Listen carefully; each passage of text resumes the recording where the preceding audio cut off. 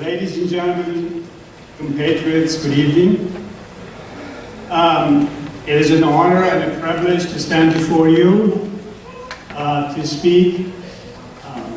We'll say a few words about perhaps one of the greatest individuals in human history. I would like my presentation to be an attempt at raising more questions than to answer questions. And an attempt at, or an invitation to study our history, and maybe we can take command of this history, that is historiography, of one of the greatest civilizations on the planet, before somebody else decides for us. Sadly, we have seen many cases. Our history is written by other people. It's not bad, not all malicious, not all misrepresentation. There are great historical works going back to the time of Herodotus, Thucydides, and of course, one of the greatest, in my opinion, whose works still today is relevant, and that is Xenophon. And the story of the education of Cyrus the Great. The book is called Cyropaedia. You've probably heard of that.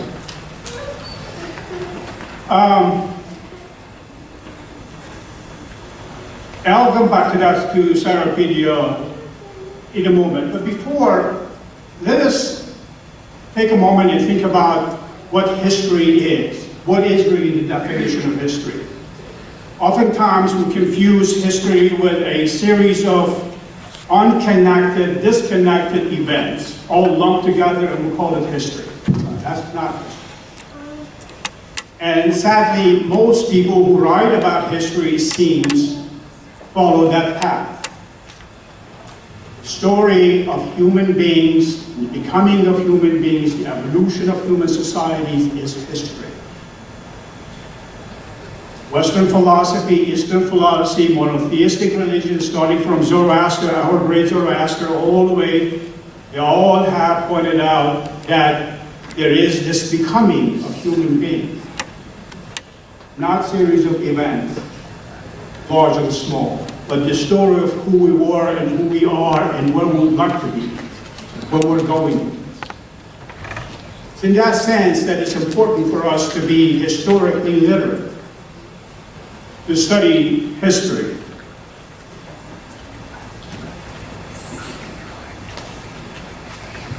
Historiography, the story of history, again, unfortunately, has always been influenced by the powerful classes in every society, without exception.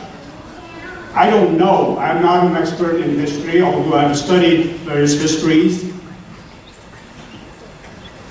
but historiography clearly shows, past and present, with the exception of few, that is really the official story of a political structure and the dominant class.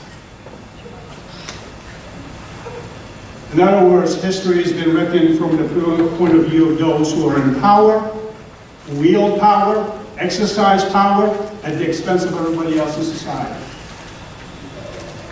Just to clarify, let me give you an example about American history.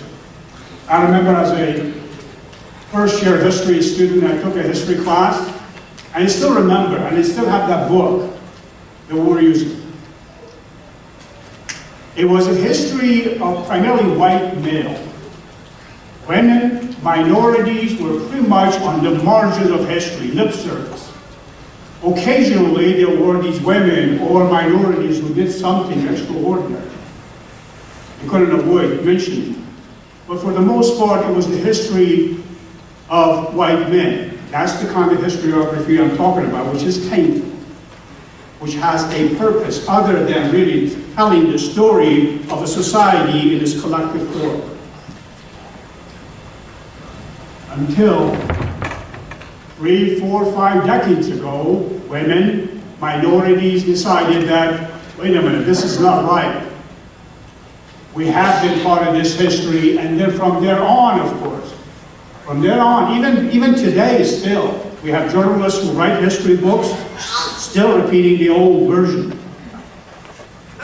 But today, because of women's struggle for equality, and I'm not talking about feminism, certainly that's been part of it. It has a long history, going back to the time of abolition of slavery in this country. Minorities, they all demanded to be represented in history because they have done something for this society. They are part of this society. They have contributed to this society. So with that, perhaps realization in mind, historiography has to be questioned. What we have inherited in Persian history is not necessarily all tainted from the official point of view, but certainly there has been a great influence from the political structure to change perhaps content in a way that glorifies death.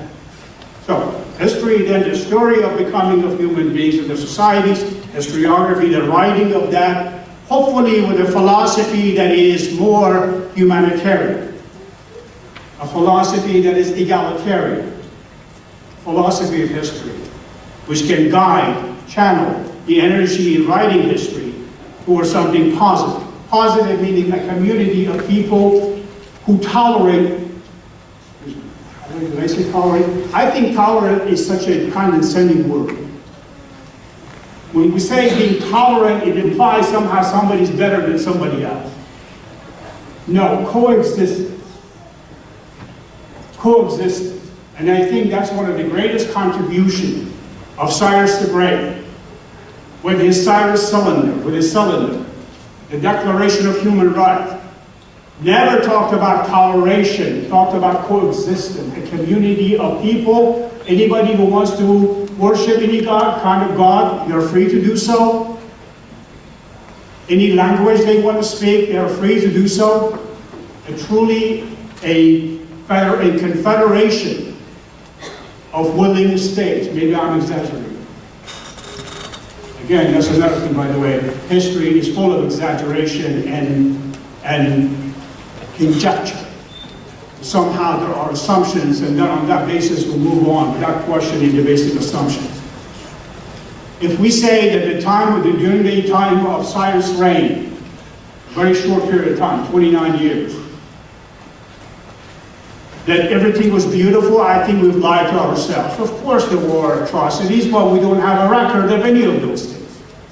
Not committed by the same person who gave us the Declaration of Human Rights, but certainly by all these satrapies, maybe, far away from the central government.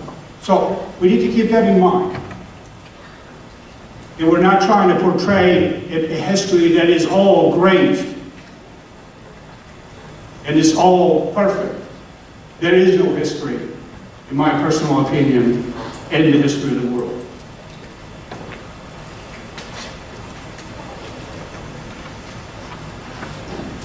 Now, there is a serious problem that I have today is with the consumption of that history, that beautiful history. Again, because we started the empire as an empire based on justice, a political structure that overtly talked about human rights. And they did something to suggest that maybe they weren't lying to anybody, that they did something to prove that they really meant to have a society based on justice. Again, such as creating a multicultural society. But the consumption of that history today is very scary. Take, for instance, the case of liberating Jewish people from the Babylonian bondage and then set them free and then helping them rebuild their temple in Jerusalem. Fantastic. But see how right now we are consuming that history. I remember one Christian fundamentalist called Cyrus the Great as the first Zionist. First Zionist. No, it wasn't. Again, reading through the text that I found, dealing with that, it was quite a while ago. Then I feel like this is just another historiography with an intent to sell something.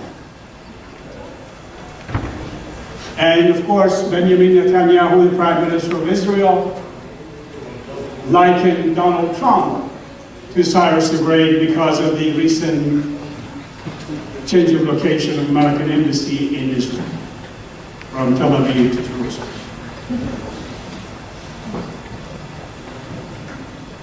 You conclude what you will, but the fact is, again, that's just one example of that consumption of history. Look how we're consuming that very old history, ancient history in Iran today. I don't have to tell you. Cyrus the Great was the first empire built. But it is believed that we have a king called Shushina, around 3750 BC. Who knows, maybe that's a made-up name. Right? Who's checking it? Right? When I say conjecture, so yeah, that's the first king. But then 3,750 years later, we have Cyrus the Great that builds an empire, including many territories of different people, different color, shape, language, religion, culture, etc., etc., etc. And then, of course, Cyrus, when he died, during the last year of his reign, a competition for successor began. And then from there on, we see a precipitous drop in regards for human rights throughout our history, sadly. I don't know of any time in Iranian history that was manifestly and expressly that was part of their political philosophy. I don't know. I'd like to know if anybody knows. And I don't have to say anything about the current reality, of course, around the world. The hatred based on religion, culture, language. That's not us. That's not us. There's one thing that we take pride in. And that is the multicultural outlook. That we don't hate people based on their religion, based on their language, based on their color of skin and ritual. That was true in the ancient Persian history, culture that was promoted. And in many ways, ideally, we've always been talking about this, equality. Those of us who are part of the Islamic faith. That is very clear. Judeo-Christian Islamic religion, always, Zoroastrians. Good deed, good thoughts, good words, good deeds, right? The three pillars. Those are all, in many ways, indicative of rights of humanity, preservation of the right, a society based on peace. But I mentioned something about the consumption of history. I don't know how much time I have. But it is, Cyrus appeared at a time period which, according to Karl Jaspers, the German philosopher, was the axial age, the pivotal age, meaning during that time, wonderful things happened because we had individuals who really appeared in societies and really changed the direction of society. Zoroaster in Persia, Confucius in China, Pythagoras in Greece, and Mahatma, the great Buddha, in India. These were philosophers, teachers of morality and ethics. They were religious leaders. They wanted a society which was based on peace, equality. And so, during that time period, perhaps that context was right for the rise of someone like Cyrus the Great. I don't believe that According to Thomas Carlyle, history is made by the great men. I think history is made by everyday people. From time to time, there is one. That there is an opportunity in the context of society that can come to power and change it, for better or for worse, right? We've seen how many of them have we seen throughout history. 20th century is replete with these characters, right? So, Cyrus the Great, once Marduk, the great god. I thought he was going to say Ahura Mazda. Some people said he was Zoroaster, actually. But when he enters Babylon, he mentions the word Marduk. And by the way, speaking of Cyrus the Great's names in different texts, I believe the Old Testament and New Testament sometimes 30 times name of Cyrus is mentioned. Book of Daniel, Ezra, etc. Forgive me, I don't claim to know that part of his history.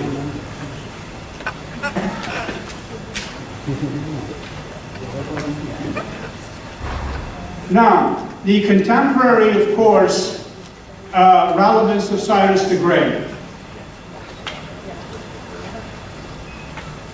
must be studied further. What I mean by that is this. We're living in a country that has a constitution, and the framers of that constitution, such as Adam Smith, John Quincy Adams, John Adams, and others, according to scholarly conferences that I came across, articles, publications, books, Cyropedia was the basis of their ideas about human rights. The Education of Cyrus the Great, written by Xenophon in the 3rd century BC. Xenophon, by the way, was also a philosopher, but also a mercenary. Actually, he fought on the side of the Persian. Well, Xenophon's Cyropedia was read by Thomas Jefferson, one of the framers of the Constitution. So when I hear sometimes people refer to Hammurabi and his codes as the basis of Western freedom based on philosophy, I cringe, because when I studied Hammurabi, I see that how institutionalization of a slavery was a legitimate and rightful and logical and natural thing. How could that be the basis of any kind of democracy?